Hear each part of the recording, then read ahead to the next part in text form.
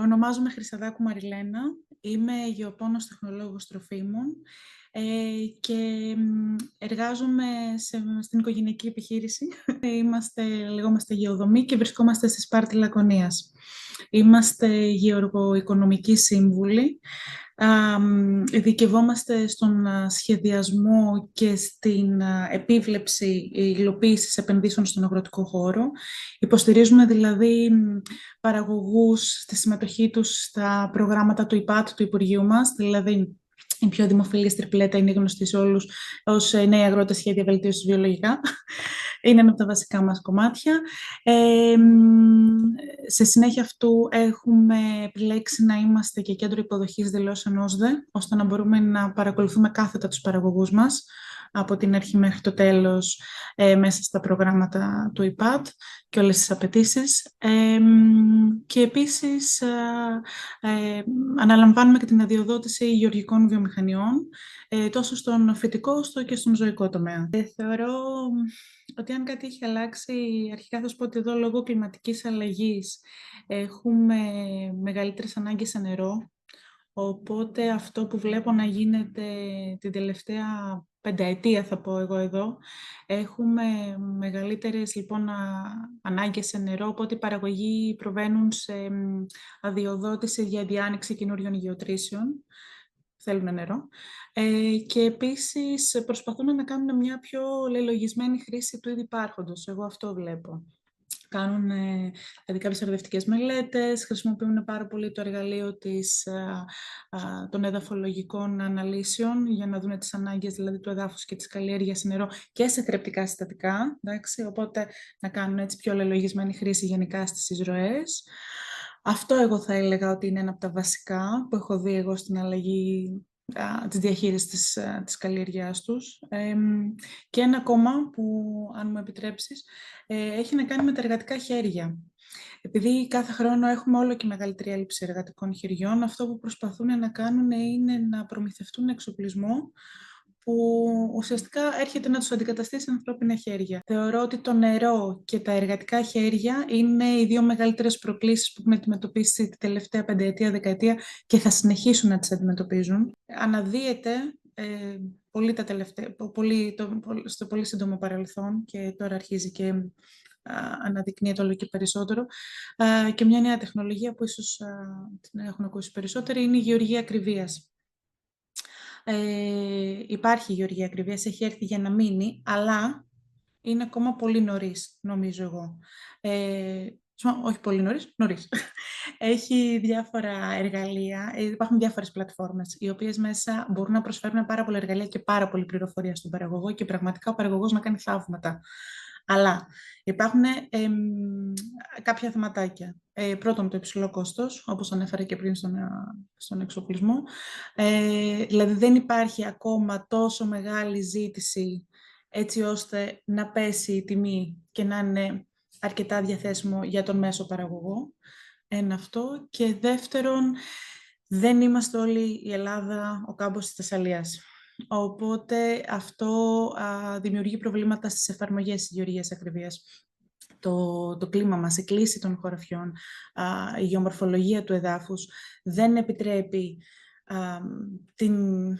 την βέλτιστη χρήση αυτών των εργαλείων ακόμα. Δηλαδή, έχουμε ακόμα κάποια χρόνια μέχρι να εξελιχθεί και όντως να μπορέσουν οι παραγωγοί, ένας μέσος παραγωγός να το χρησιμοποιήσει αυτό το εργαλείο, όλα τα εργαλεία της γεωργίας ακριβίας.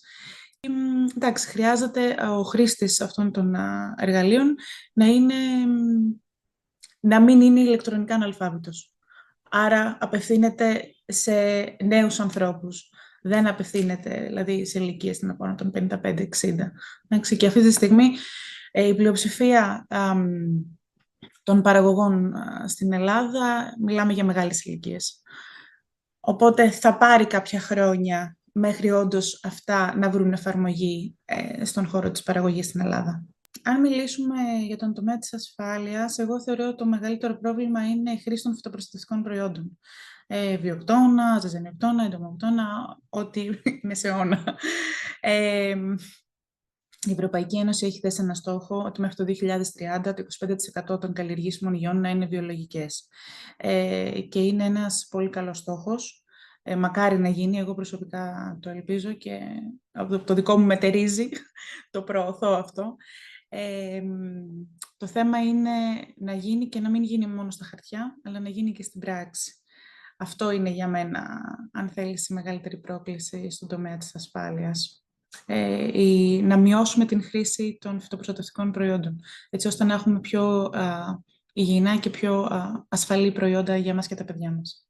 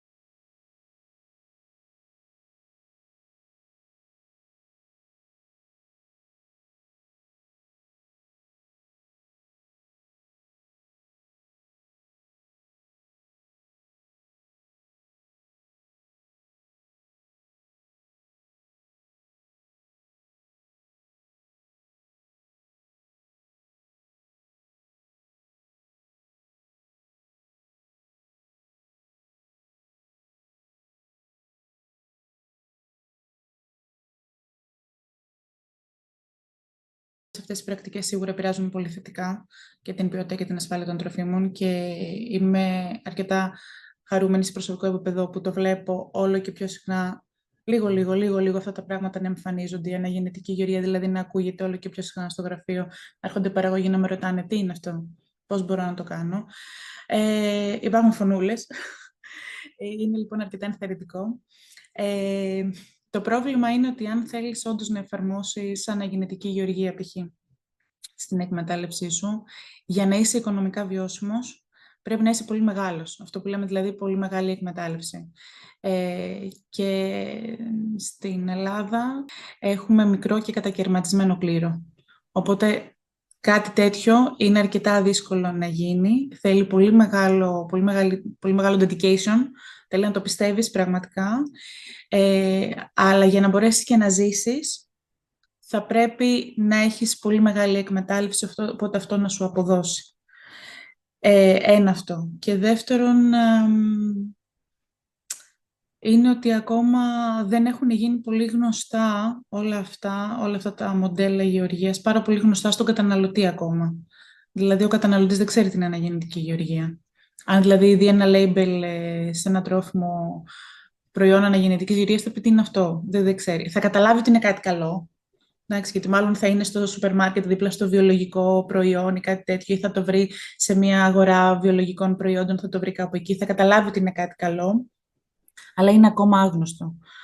Οπότε θεωρώ ότι θα αργήσει ακόμα να έχει όντως, να το εφαρμόσουν όντως σε μεγάλο ποσοστό η παραγωγή στην Ελλάδα. Αλλά σίγουρα είναι κάτι καλό. Ενισχύουν αρκετά την εμπιστοσύνη των καταναλωτών στα τρόφιμα. Δηλαδή, όταν βλέπεις μια ετικέτα, γράφει bio, λες κάτι καλό, εντάξει, δεν το συζητώ.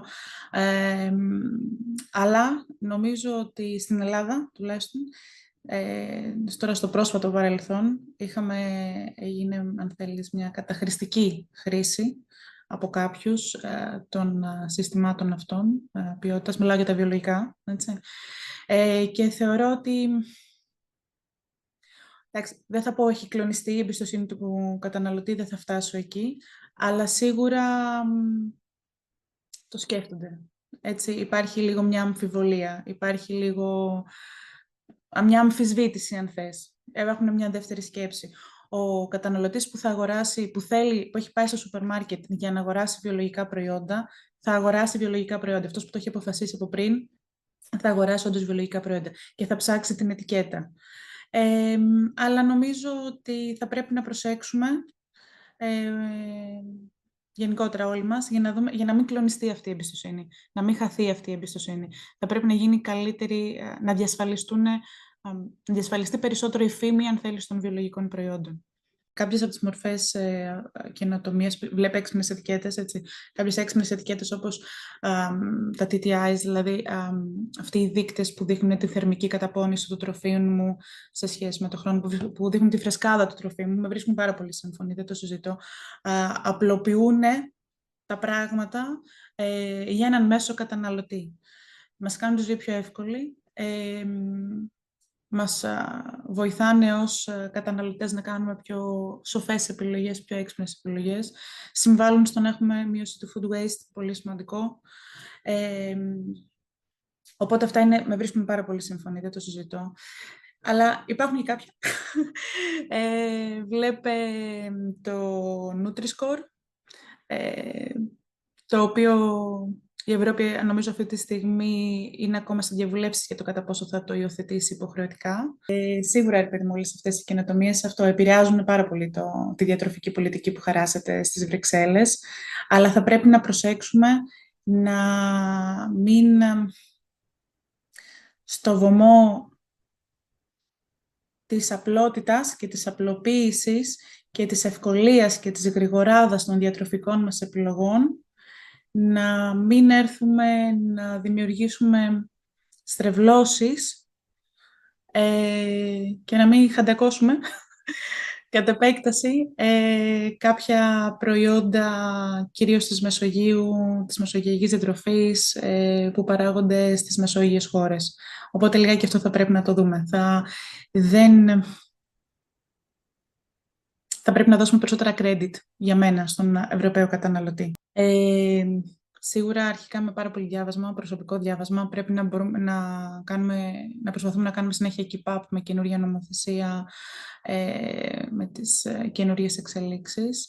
Και μετά εγώ προσωπικά διαλέγω τα επιστημονικά συνέδρια, δηλαδή προσπαθώ να πηγαίνω εκεί, να ακούω, ξέρεις, να πηγαίνω εκεί, όχι μέσω ίντερνετ, όσο μπορώ διαζώσεις, έτσι ώστε να γνωρίζω και να μιλάω και με ανθρώπους από κοντά, να φτιάχνουμε σχέσεις με ανθρώπους από όλα τα στάδια, αν θέλεις, της παραγωγής και από διαφορετικές χώρες, να ακούμε νέες ιδέες. Γιατί όταν είσαι, ξέρεις, και στο δικό σου γραφείο μόνος σου και βλέπεις τους ίδιους ανθρώπους συνέχεια, φοράς παροπίδες χωρίς να το καταλαβαίνεις. Οπότε με σπρώχνω να πηγαίνω σε επιστημονικά συνέδρια, να συνδιαλέγομαι με όλους αυτούς τους διαφορετικούς ανθρώπους για να παίρνω όσο περισσότερη γνώση γίνεται. Ότι να προσπαθήσουμε να δοκιμάσω πολλά πράγματα. Δεν χρειάζεται να ξέρω από πριν τι είναι αυτό που μου αρέσει και τι θα κάνω στη ζωή μου. Οπότε να αξιοποιήσουν όλα τα εργαλεία της πρακτικής, αν θέλεις, που υπάρχουν μέσα στο πανεπιστήμιο ή όλα τα εργαλεία που μπορεί να τους δίνει ένα Εράσμους, με ένα internship, το οτιδήποτε, να δούνε όσο περισσότερα πράγματα, να δοκιμάσουν όσο περισσότερα πράγματα γίνεται. Να πάνε να δουλέψουν 1-2 μήνες σε ένα εργαστήριο ανάλυσης τροφίμων, να πάνε να δουλέψουν μια φορά ένα δίμηνο, ένα εξάμηνο όσο, σε μια βιομηχανία τροφίμων μέσα στην παραγωγή. Ίσως σε ένα θερμοκήπιο, να δουν λιγάκι την πρωτογενής παραγωγή. Δηλαδή, για μένα, δοκίμασε όσα περισσότερα πράγματα γίνεται, σου δίνει τη δυνατότητα, για να δεις τι δεν σου αρέσει με κάποιο τρόπο. Οπότε να μπορείς να αποκλείεις και να φτάσεις να βρεις κάποια στιγμή αυτό που σου αρέσει περισσότερο σε σχέση με τα υπόλοιπα. Και που μέσα από όλη αυτή τη διαδικασία θα έχεις αναπτύξει και skill και διάφορα skills, διάφορες δεξιότητες, τις οποίες μετά θα μπορέσεις, αυτή η δεξιότητα που ανέπτυξα στη βιομηχανία τροφίμων, να μπορώ να χειρίζομαι αντλίες, λέω εγώ τώρα. Και μπορεί να μην σου άρεσε το περιβάλλον της βιομηχανίας τροφίμων, αλλά μπορείς να το πάρεις και να το αξιοποιήσεις και να το χρησιμοποιήσεις αργότερα εν τέλει σε μια δουλειά στο θερμοκήπιο. Κάπως έτσι. Αυτό. Για μένα δηλαδή η έκθεση σε πολλά αντικείμενα, σε πολλά εργασιακά περιβάλλοντα, όσο πιο νωρίς, τόσο το καλύτερο, για να μπορέσεις δια αποκλεισμού να φτάσεις εκεί που θέλεις. Εγώ αυτό θα έλεγα.